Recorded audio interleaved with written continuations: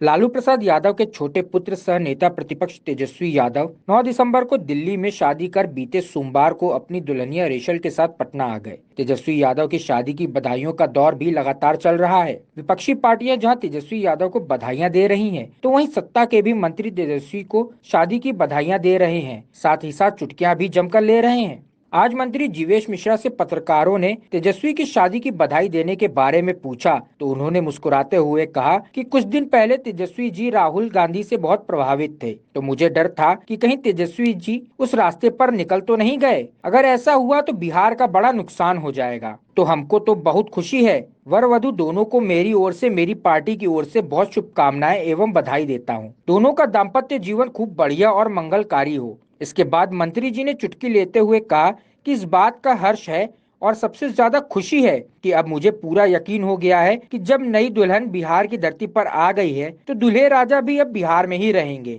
नहीं तो पहले क्या होता था कि विधानसभा सत्र खत्म होते ही तेजस्वी जी दिल्ली चले जाते थे। अब हम लोगों की उम्र 40 पार हो गया है। इतनी तो समझ नहीं होती थी कि आखिर वे दिल्ली क्यों जाते हैं। उन्होंने हंसते हुए कहा कि मामला तो कुछ और ही निकला। तो हम शुभकामना देते हैं कि अब से बिहार में ही रहे और बिहार के लोगों की सेवा करे। अंतरजातीय विवाह में प्रोत्साहन राशि के बारे में पूछे जाने पर उन्होंने कहा कि अगर तेजस्वी का डिमांड होगा तो सरकार वचनबद्ध है, उन्हें प्रोत्साहन राशि जरूर मिलेगा। इधर जीवेश मिश्रा के बधाई वाले बयान पर तेजस्वी यादव की बहन रोहिणी आचार्य ने ट्वीट पर पलटवार करते हुए लिखा कि अब समझ में आ गया मुझे, ऐसे आलतू फालतू बोली के कारण ही पुलिस वाला रोक देता है आपको। वैसे बधाई देने के लिए शुक्रिया। हम तो उनको शुभकामना दे ही रहे, हम तो पहले ही शुभकामना दिए थे।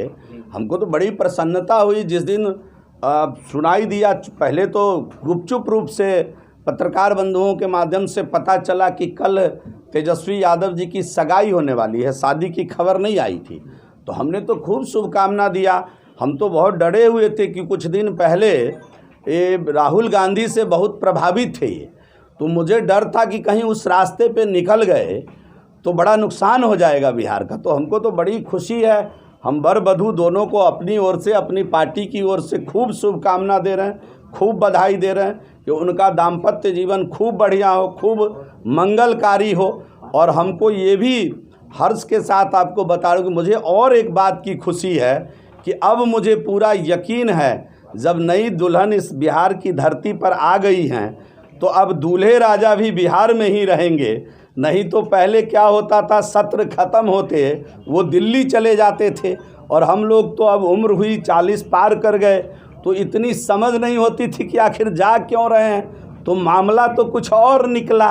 तो हम उनको शुभकामना दे रहे हैं कि बिहार में ही रहें, बिहार की जनता की सेवा करें। बड़ी प्रसन्नता है और बहुत शुभकामना मैं उनको अपनी ओर से, अपनी पार्टी की ओर से देना चाहता हूँ। अपने सरकार की तरफ से अंतर्जातीय शादी करने का उनको दिलवाएंगे ना, जो योजना के तहत जो प्रोत्साहन? अरे प्रोत्साहन राशि तो हमारी सरकार देती ही है, अंतर्जातीय विवाह पर प्रोत्साहन राशि देती है। अगर इसका डिमांड आएगा तो जरूर सरकार इस पर विचार करेगी, क्योंकि हम लोग तो समभाव के साथ राजनीति करते हैं। डिमांड नहीं करेंगे, लेकिन आप लोग सरकार के नेता। अब ये तो क्या है कि ये तो डिमांड अगर उनका आएगा, किसी भी व्यक्ति का डिमांड आएगा तो सरकार तो वचनबद्ध है, इस पर सरकार प्रोत्साहन राशि देती ही है। अगर आपको हमारा वीडियो पसंद आया हो तो इसे लाइक करें, सब्सक्राइब करें और साथ ही बेल आइकन दबाना ना भूलें।